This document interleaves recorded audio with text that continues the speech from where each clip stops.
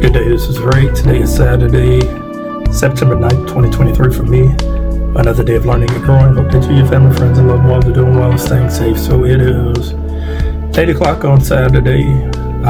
For me, a little bit later time than I would normally record a video. I normally record videos before 7 a.m. But today's my first day of vacation, so I kind of treated myself to sleeping in. Yeah, right. I was up early, I don't know, maybe 1, 2 o'clock. Stayed in bed and tried to fall back asleep, but it didn't happen. So I did a little bit of reading. 5 a.m. took my first set of medications. Stayed in bed till about 5:30. Got up and got dressed for the day because I had to go pick up my groceries by 7 a.m.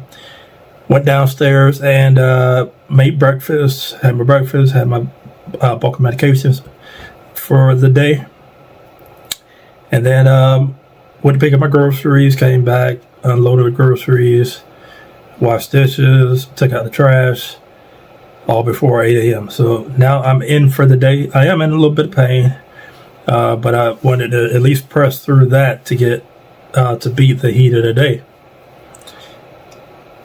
So yeah, my vacation is not really vacation because I have an exam that I'm taking on Tuesday.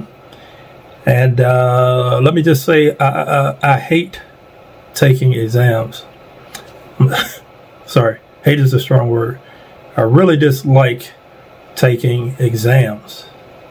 I'm not a fan of it. Never have been. And it takes everything in me to be able to pass those things. So this is the third class out of 5 that I need to take in order to get this career designation. And the test itself isn't pass-fail. But, I was thinking, I think yesterday I was thinking about all the times that I've taken exams and I failed them. And I think it's Brad Long who says, fail forward. I could be wrong about that quote, but I think that's what he says. And that's basically how I've been living for the past few years, is that I'll let people know that I'm going to take an exam, a very difficult exam, before I take it. And then if I fail it, I'll let them know. It's like, I failed that sucker. I'm going to take it again and pass it the next time. So a few years ago when I was going into management, we had this financial industry exam to take. It's one of the most difficult exams I've ever taken in my life. I failed that sucker multiple times. And it was super embarrassing, but I shared every time, I failed it. And people, I think they got to the point where they didn't believe it. It's like, nah, you passed it. There's no way you failed it. I was like, nah, I failed it. I bombed it. And then the last time I took it, of course, that means I passed it. Last time I took it, I passed it. And it was funny. I remember the day before, I got a hotel room next to the testing location, and I just stayed in that room studying, going through practice quizzes, practice tests, going over some of the difficult concepts over and over again. And I didn't think I was going to pass it, but I walked in that room, I was delirious, and sat down, took this test, and it lets you know immediately after you hit the submit button whether or not you passed or failed it. So I hit the button and then I looked down at my desk and I kind of stared at my desk for about a minute. It's like, there's no way I passed this thing. And then I looked up and it said pass. I almost burst into tears right there. This was pre-COVID, so I wasn't wearing a mask or anything. But I stepped out of that room and I hugged the proctor, the person who was administered the exam. I was like, you just don't know. This has changed my life, because I actually needed to pass that test to be able to move into the management role. So, there's a lot that I've been learning over the years about lupus, about finances, about health in general, about relationships, about COVID, about, quite a bit. And I don't mind sharing my failures or temporary setbacks with people. It just doesn't bother me at all.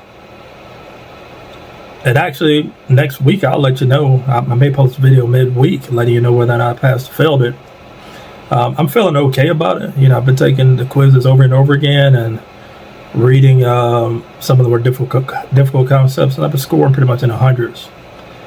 But then again, it says absolutely nothing about, you know, having performance anxiety when it comes to testing, because when I walk in there, I probably freeze and, you know, just look at the information like, oh, this all looks the same, you know.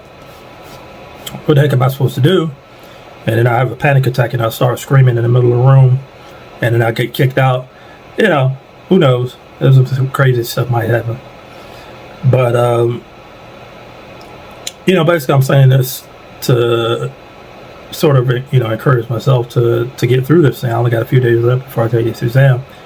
But also, you know, if there's something that you're intimidated by, something you want to understand more, there's still time to do it.